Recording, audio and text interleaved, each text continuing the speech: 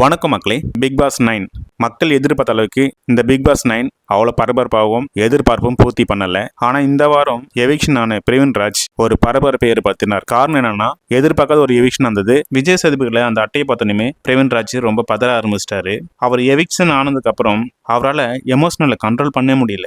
எகிரி குதிக்கிறாரு, அங்க படுக்கிறாரு, என்னென்னோ பண்றாரு. ஆனா அவரோட ஃபீலிங் நம்மளால புரிஞ்சிக்க முடிஞ்சுச்சு.